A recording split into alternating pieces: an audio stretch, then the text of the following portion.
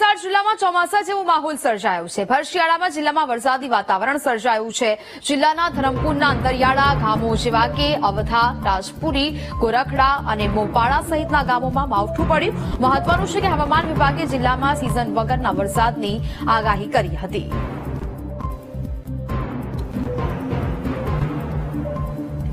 તો જે પ્રકારે કમોસમી વરસાદ અને ચોમાસા જેવો માહોલ છે તે સર્જાયો છે। ભર શિયાળામાં જિલ્લામાં વરસાદી વાતાવરણ છે તે જોવા મળ્યું। જિલ્લાના ધરમપુરના અંતરિયાળ ગામોમાં વરસાદી માહોલ છે તે જોવા મળ્યું। સમગ્ર વલસાડમાં પણ એકંદરે વાદળછાયું વાતાવરણ જોવા મળી રહ્યું છે।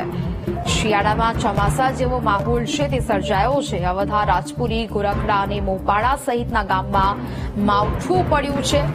સમગ્ર વલસાડમાં એકંદરે વાદળછાયું વાતાવરણ છે તે છવાયું છે। સંવાદદાતા માનવ ફોનલાઈન પર જોડાયા છે। માનવ, જિલ્લાના ધરમપુરના અંતરિયાળમાં વાદળછાયું વાતાવરણ સર્જાયું છે, માવઠું પડ્યું છે, હાલ શું સ્થિતિ? ને આપને જણાવવાનું કે વલસાડ જિલ્લામાં 2 દિવસથી વાદળછાયું વાતાવરણ છે। જે અઠવાડિયા અગાઉ જે ઠંડી પડી રહી એમાં ઘટાડો થયો છે અને અત્યારે હાલ ગરમીનો અહેસાસ થઈ રહ્યો છે અને જે રીતે વરસાદ પડે તેવો માહોલ પણ ડુંગરાળ વિસ્તાર છે। ધરમપુરના ડુંગરાળ અને કપરાણાના ડુંગરાળ વિસ્તારમાં એવો પણ માહોલ સર્જાયો હતો અને ધરમપુરના અંતરિયાળ વિસ્તારના કેટલાક ગામોમાં વરસાદ પણ પડ્યો છે। જો કે આ વરસાદ થોડો જ વરસાદ હતો, જો વધુ વરસાદ પડશે તો શિયાળુ પાકને નુકસાન થાય તેવી પણ ભીતિ સેવાઈ રહી છે।